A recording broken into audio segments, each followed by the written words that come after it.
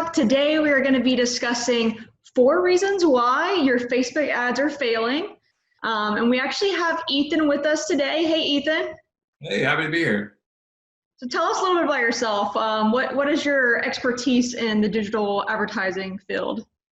So I'm a growth specialist here at EmerTribe. So anything Facebook or Google or really anything digital advertising, that's what I do. That's awesome. Cool. Well, tell us what's number 1 on the top things to look at if your ads are failing? One of the biggest things you want to avoid is not testing enough in your campaigns. Setting up a Facebook campaign is really easy. With their interface, it makes it really simple to set up campaigns and ads. And it's so simple that sometimes it can feel like when you set that up, your job is done. But the reality is that that's where kind of your work begins. Your first ad's probably not going to be your best, and there's a pretty good chance that it doesn't even do that well. So the mindset that you need to get rid of is what we call set it and forget it. And that's just kind of the idea that you can create your campaigns and create your ads and just sit back and do nothing and watch the sales and revenue roll in, because that's probably not how it's going to go down.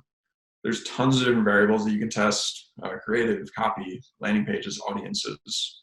And if you want to see real results and growth, you need to be testing these constantly. Super important. We talked about that last week actually with Hallie on Tribe Talk, and yeah, it's super important to be constantly testing and trying out new things. So what's the number 2? What do you got for us? So number 2 is just making sure that you're using the correct value proposition. And this is one of the hardest things to figure out when you're setting up ads, is which value proposition is going to resonate most with your audience. And when I'm talking about value proposition, I'm kind of talking about what makes your company or product attractive to buyers. So I'm going to pull up a quick example here. Okay, so these are a couple Nike ads. So this first one that we're going to look at is, it's essentially just a video of how Nike supports the African-American LGBTQIA community, specifically in Chicago. So the idea here is they want to put their company values at the forefront of their ads.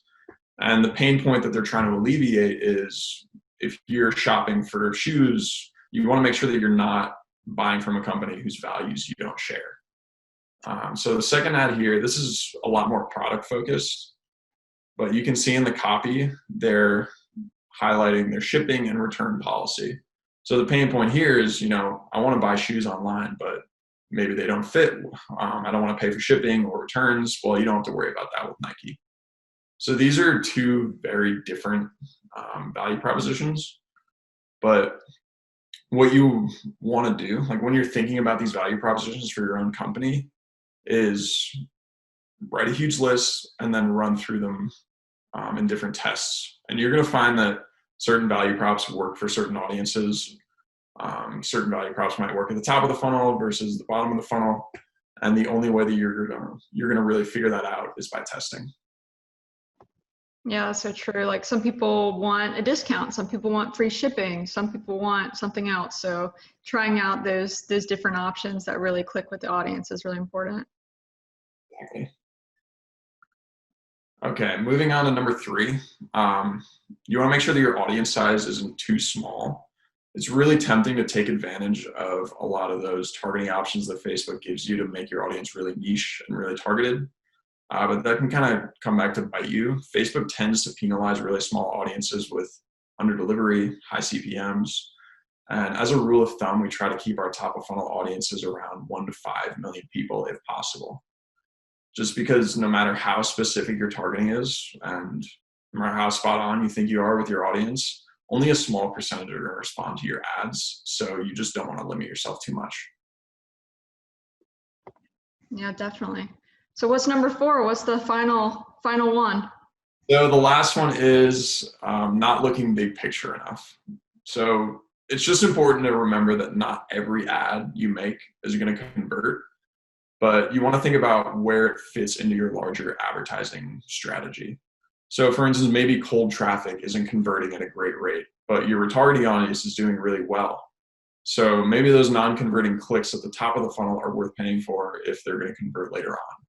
Most people aren't going to convert on the first touch. but you want to just make sure that you're trusting your funnel and you're testing constantly. Yeah, I definitely agree with that. Well, thank you so much, Ethan, and thank you all for tuning in. We hope you have a great rest of your week. Bye.